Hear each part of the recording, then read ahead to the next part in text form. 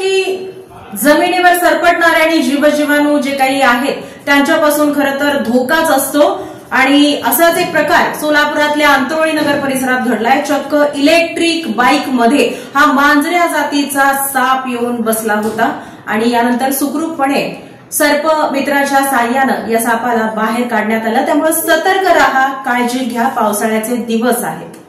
पावसाळ्यात कधी आणि कुठे एखादा सर्प येऊन बसेल याचा नेम नाही।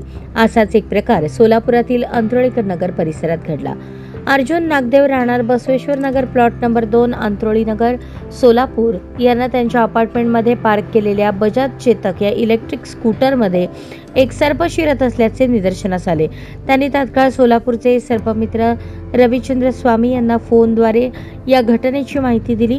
सर्पमित्र रविचंद्र स्वामी आणि भीमसेन लोकरे यांनी सहकाऱ्यांसमवेत समर्थ निंबर्गे हे त्या ठिकाणी पोहोचून पाहणी केली असता त्या स्कूटरमध्ये मांजऱ्या जातीचा निमविषारी सर्प आढळून आला।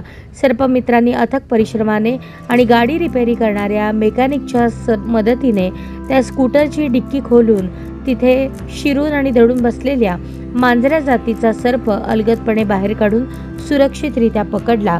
तेथील रहिवासी नागरिकांना सापाविषयीची महत्त्वपूर्ण माहिती दिली। त्याचबरोबर पावसाळ्यात सापांपासून दक्ष राहण्यासाठी उपाययोजनांचे मार्गदर्शन सर्पमित्रांनी केले। त्यानंतर काही वेळातच त्या सर्पास निसर्गाच्या सानिध्यात सोडण्यात आले।